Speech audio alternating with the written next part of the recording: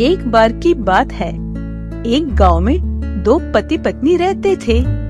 ये दोनों एक दूसरे से बहुत मोहब्बत करते थे, मगर उसकी बीवी एक नंबर की चुगलखोर थी। वो लोगों के घरों में जाती और उनकी बुराइयां करती और उनकी लड़ाई करवा देती। ये देखकर उसे बहुत खुशी होती थी। उसकी एक सहेली थी जिसकी अभी अभी भोला नाम के लड़के के साथ मंगनी हुई थी। लड़के की एक दुकान थी और वो काफी अच्छा कमाता था। ये देखो, ये लड़का कितना अच्छा कमा रहा है और एक मेरा पति है जो हर रोज बस रुपया 500 लाके मेरे हाथ में पकड़ा देता है। मैं इतनी परेशानी में जिंदगी गुजारूं और मेरी दोस्त इस लड़के के साथ शादी करके मजे मारे। मैं ऐसा नहीं होने दूंगी। मैं इन लोगों का रिश्ता तोड़वा दूंगी। फिर मीना गुस्से से अपनी सहेली के घर आती है और उसकी माँ से कहती है, माँ जी, बुलबुल कहाँ पे है?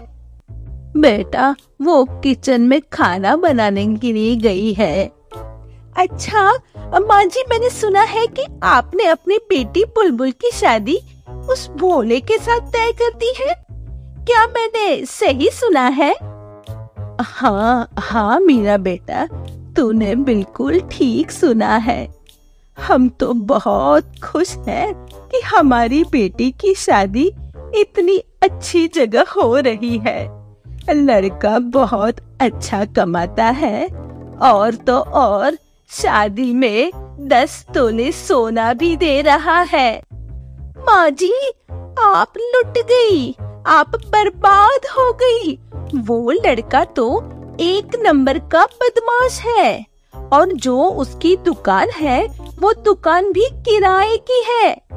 और तो और वो इतना झूठ बोलता है कि पूछो ही मत। मुझे तो लगता है वो 10 तोले सोने का भी झूठ बोल रहा है।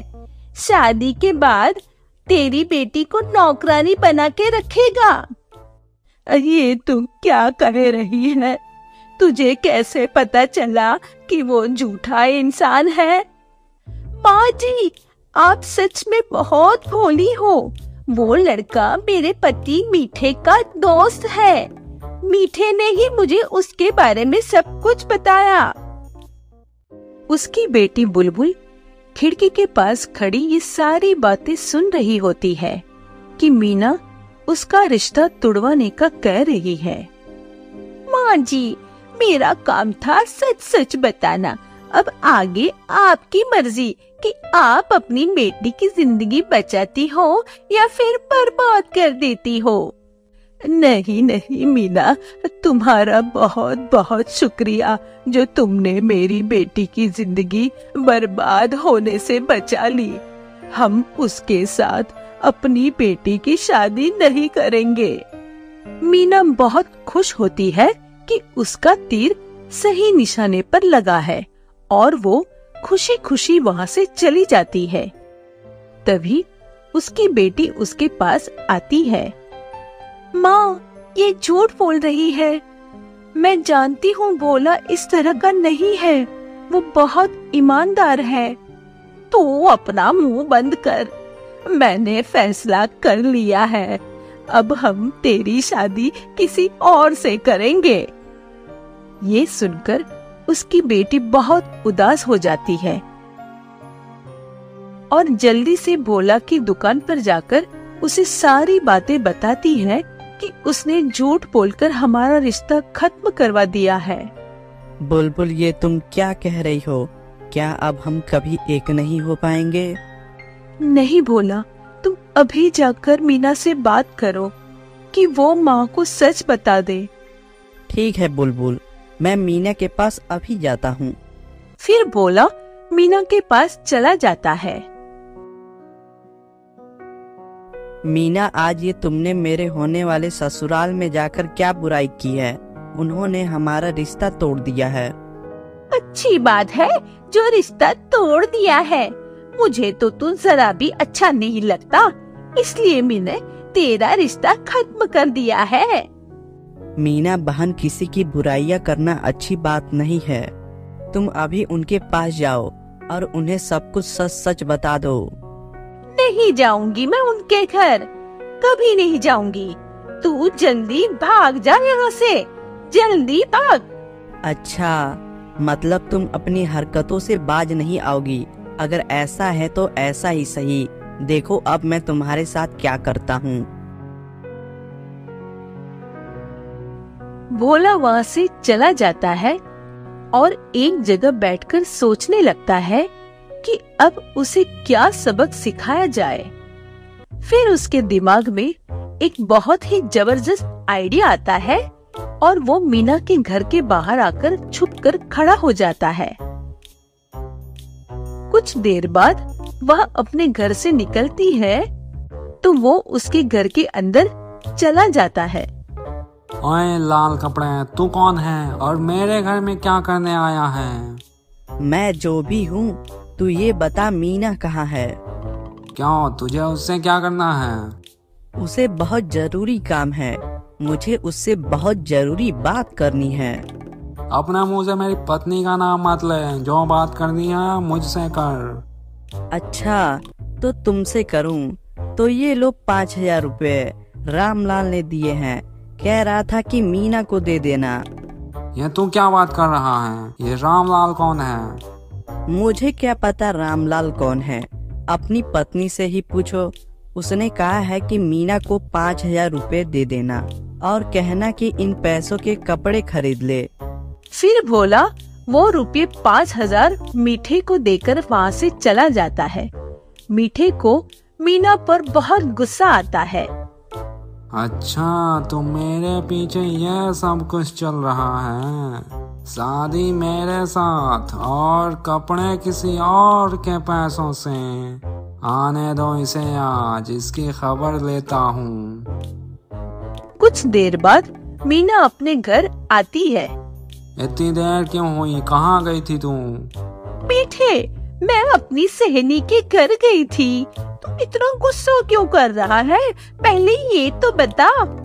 नहीं, तू सहेली के पास गई थी या अपने रामलाल के पास गई थी? सच सच बता मुझे। मीठे, ये क्या बात कर रहा है? तू मुझ पे शक कर रहा है? ये देख, 5,000 रुपया एक लड़का देकर गया है। कह रहा था कि रामलाल ने मीना के लिए भेजे हैं कि कपड़े खरीद लें।